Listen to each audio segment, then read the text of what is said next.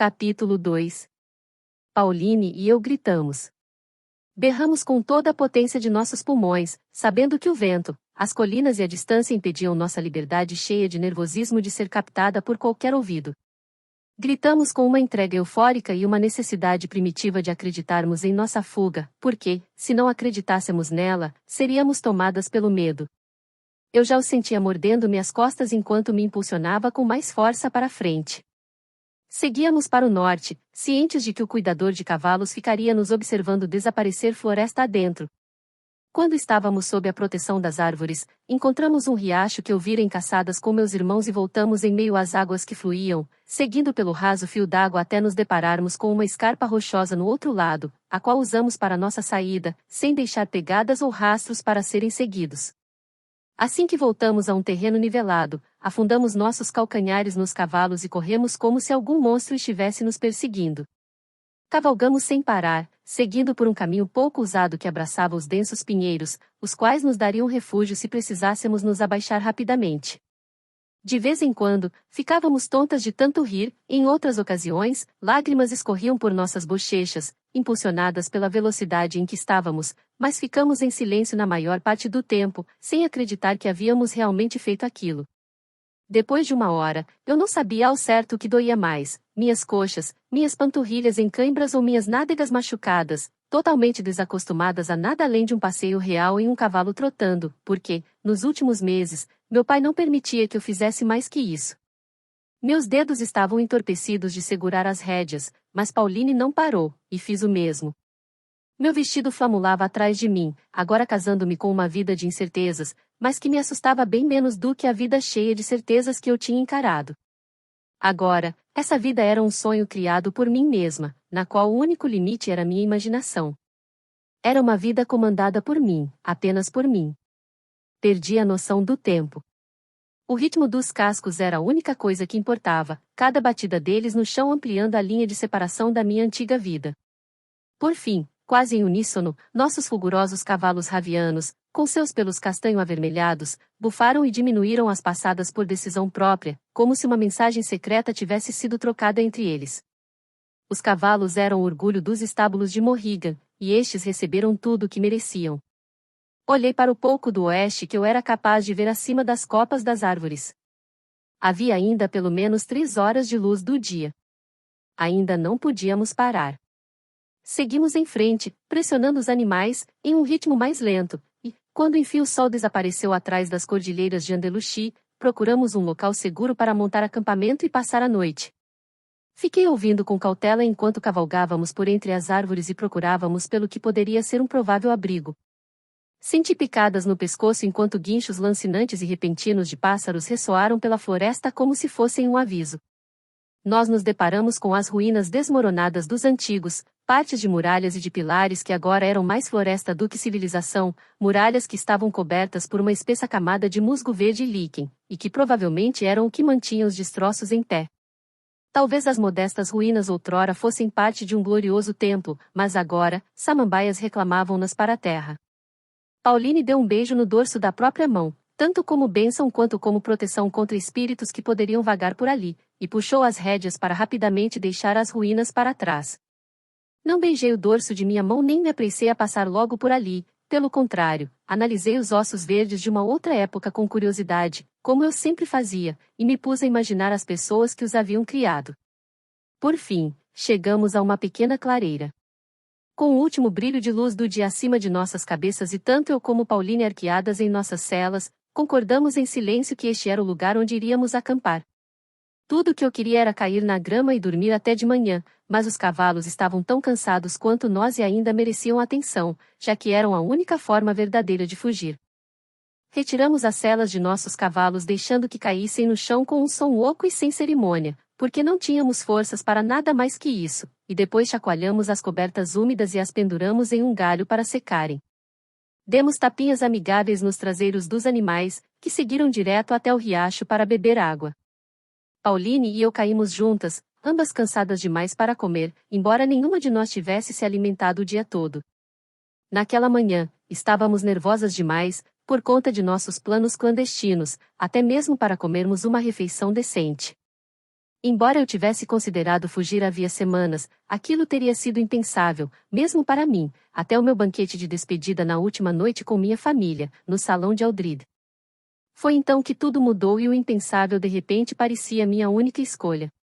Quando brindes e risadas voaram pelo salão, e eu estava ficando sufocada sob o peso da celebração e dos sorrisos satisfeitos dos membros do gabinete de meu pai, meus olhos encontrarão-se com os de Pauline.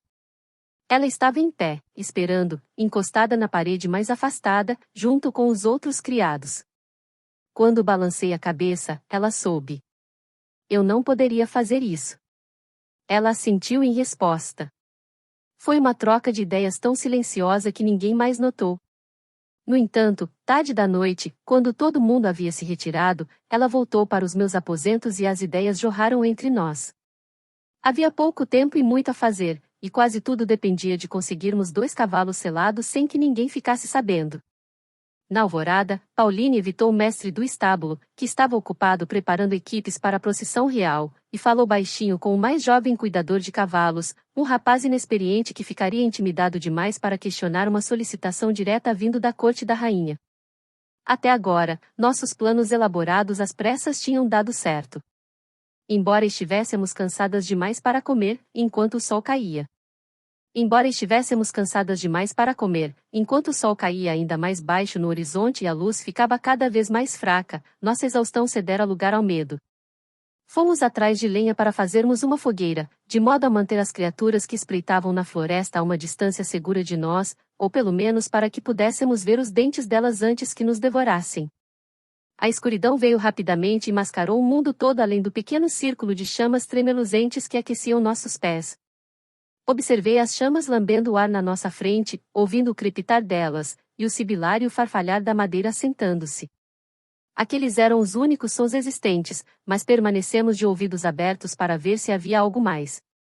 Você acha que tem ursos aqui? Perguntou Pauline. Quase com certeza, sim.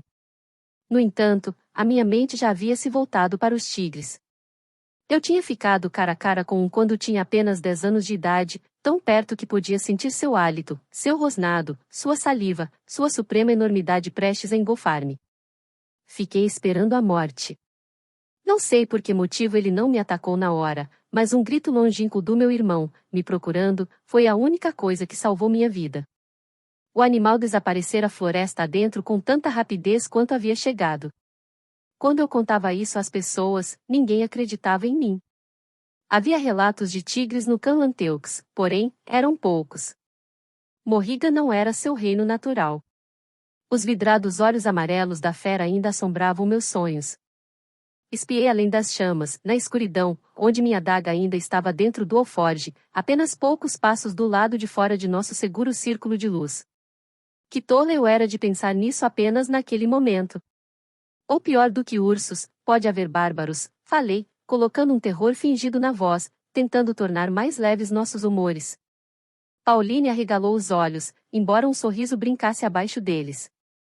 Ouvi dizer que eles se reproduzem como coelhos e arrancam as cabeças de pequenos animais adentados. E falam apenas em um misto de grunhido e bufada. Eu também ouvirá as histórias. Soldados traziam de volta de suas patrulhas histórias sobre os modos brutais dos bárbaros e seus números crescentes. Era apenas por causa deles que a animosidade de longa data entre Morriga e Dalbrec havia sido posta de lado e uma aliança desconfortável, às minhas custas, havia sido alcançada. Um grande e feroz reino do outro lado do continente com uma população crescente e rumores de estar ampliando suas fronteiras era mais ameaçador do que um reino vizinho um tanto quanto civilizado, cujo povo pelo menos descendia dos escolhidos remanescentes. Juntas, as forças de Morriga e Dalbrec poderiam ser grandes, mas sozinhos, os reinos estavam miseravelmente vulneráveis. Apenas o grande rio e o Canlanteux detinham o avanço dos bárbaros. Pauline lançou mais um galho seco no fogo. Você é boa com idiomas, não deverá ter problema algum com os grunhidos dos bárbaros. É assim que metade da corte do rei fala.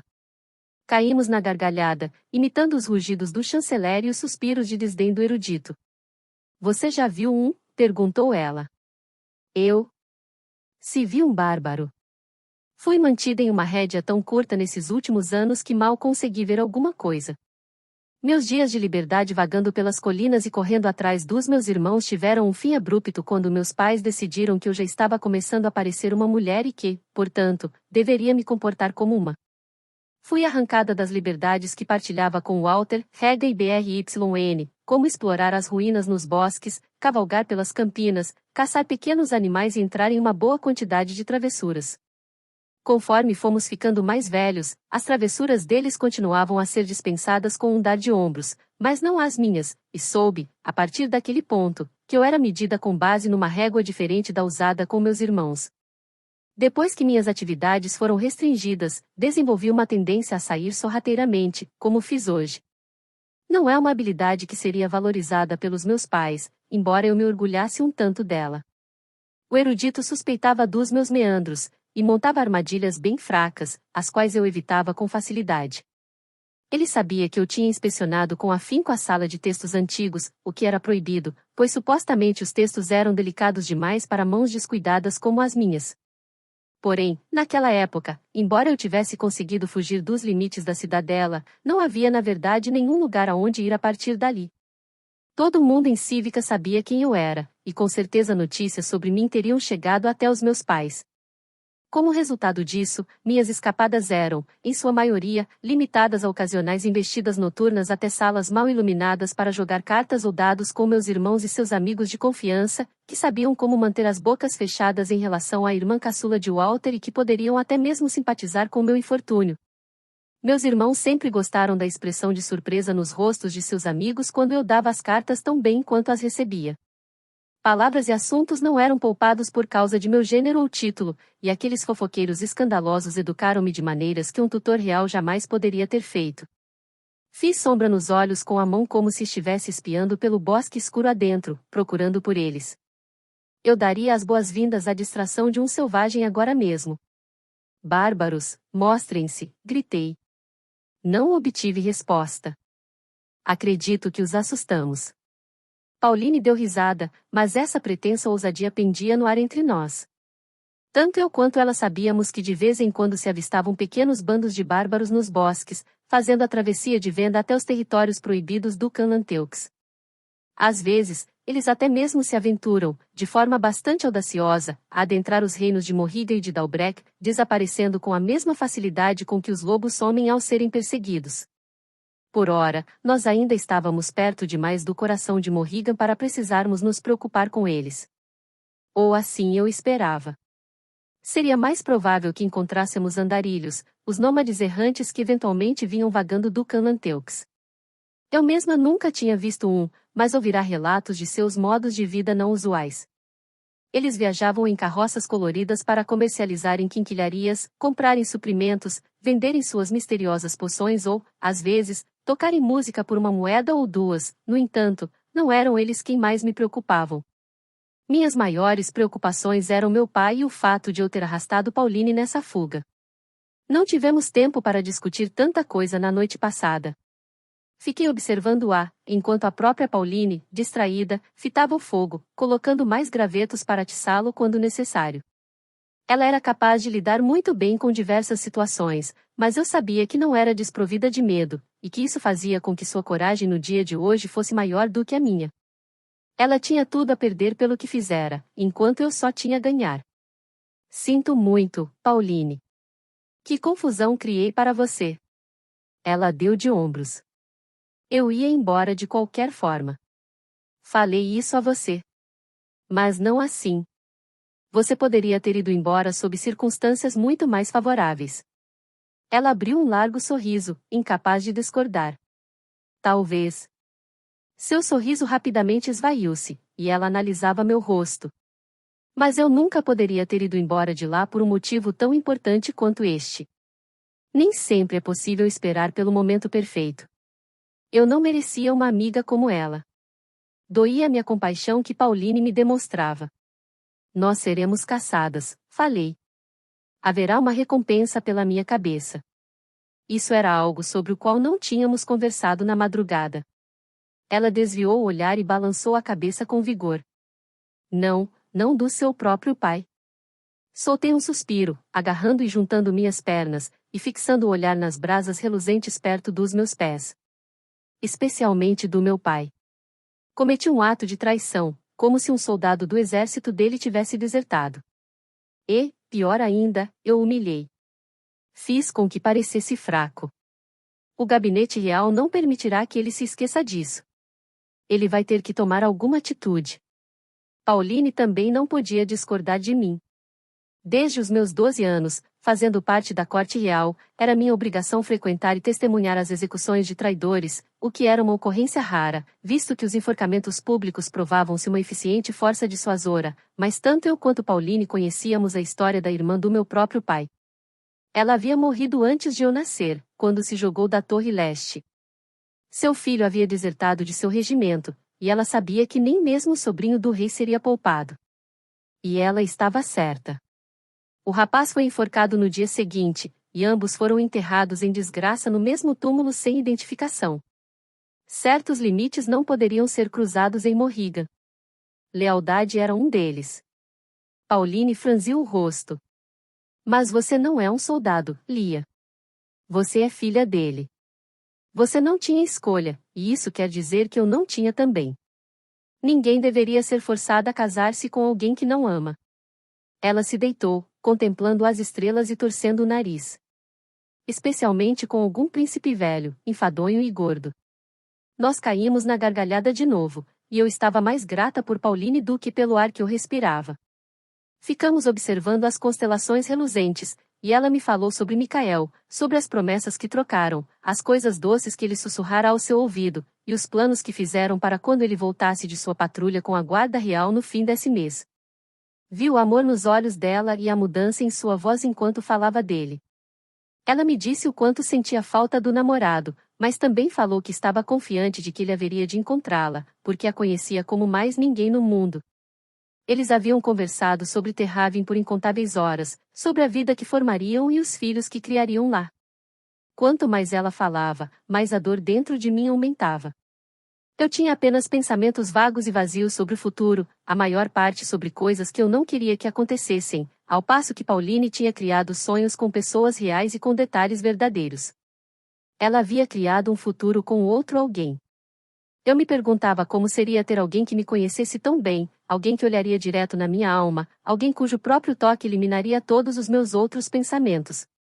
Tentei imaginar alguém que ansiasse pelas mesmas coisas que eu e que quisesse passar o resto da vida comigo, e não porque isso estava em conformidade com um contrato sem amor escrito em um papel. Pauline deu um apertão suave na minha mão e sentou-se direito, colocando mais lenha na fogueira.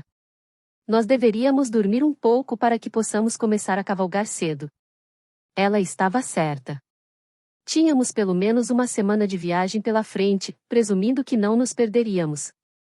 Pauline não ia a Terravin desde criança e não estava segura em relação ao caminho, e eu nunca estive lá, de modo que poderíamos apenas seguir os instintos dela e confiar na ajuda de estranhos que estivessem de passagem.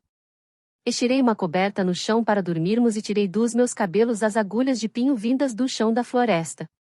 Ela olhou para mim, hesitante. Você se importa se eu recitar as memórias sagradas primeiro? Posso falar baixinho. Por favor, fique à vontade, sussurrei, tentando demonstrar um pouco de. Por favor, fique à vontade, sussurrei, tentando demonstrar um pouco de respeito por ela e sentindo uma pontinha de culpa por não me sentir compelida a fazer o mesmo. Pauline tinha fé, ao passo que eu não fazia segredo do meu desdém pelas tradições que haviam ditado meu futuro. Ela se ajoelhou, recitando as memórias sagradas. Sua voz era hipnótica, como as suaves cordas da harpa que coavam por toda a abadia. Fiquei observando-a, pensando na enorme tolice que era o destino. Ela teria sido uma primeira filha de Morrigan bem melhor, a filha que meus pais teriam desejado, quieta e discreta com a língua, paciente, leal aos modos antigos, pura de coração, que capta com facilidade o que não é dito, mais próxima de ter um dom do que eu algum dia teria, perfeita para uma primeira filha em todos os aspectos. Deitei-me e fiquei ouvindo o que ela recitava em tom de cântico. Era a história da primeira filha original fazendo uso do dom que os deuses lhe concederam para conduzir os remanescentes escolhidos para longe da devastação, até a segurança de uma nova terra, deixando um mundo desolado, pilhado e devastado para trás, e construindo um novo mundo, cheio de esperanças. Com a doce cadência de Pauline, a história ficava bela, redentora, cativante, e eu me deixei levar por seu ritmo, perdida nas profundezas do bosque que nos cercava e no mundo mais além, na magia de um tempo que passará. Em suas notas mais delicadas, a história chegava até o início do universo e voltava. Eu quase podia entendê-la. Fiquei encarando o círculo de céu acima dos pinheiros, distante e intocável, cintilante, vivo, e o anseio aumentou dentro de mim para esticar a mão e partilhar de sua magia. As árvores também se estendiam em busca da magia, e depois estremeceram em uníssono, como se um exército de fantasmas tivesse acabado de varrer seus galhos mais altos, um mundo inteiro e sábio, logo ali, além do meu alcance.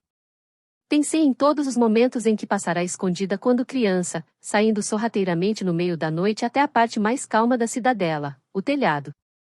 Aquele era um lugar em que o ruído constante era silenciado, e eu me tornava um daqueles pontinhos calados conectados ao universo. Lá, eu me sentia mais perto de algo que não seria capaz de nomear. Se eu apenas pudesse esticar as mãos e tocar as estrelas, saberia de tudo. Entenderia. Saber do quê, minha querida? Disso, eu dizia, pressionando a mão no peito. Não tinha palavras para descrever a dor que ardia dentro em mim. Não há nada a saber, doce criança. É só o frio da noite. Minha mãe me pegava em seus braços e me levava de volta para a cama. Mais tarde, quando minhas perambulações noturnas não pararam, ela mandou colocar uma trava adicional na porta do telhado, fora do meu alcance. Pauline enfim terminou suas últimas palavras saindo como um baixinho. Pauline enfim terminou suas últimas palavras saindo como um baixinho sussurrar reverente. Então assim haverá de ser, para todo sempre. Para todo sempre, sussurrei para mim mesma, imaginando simplesmente o quão longo seria o para sempre.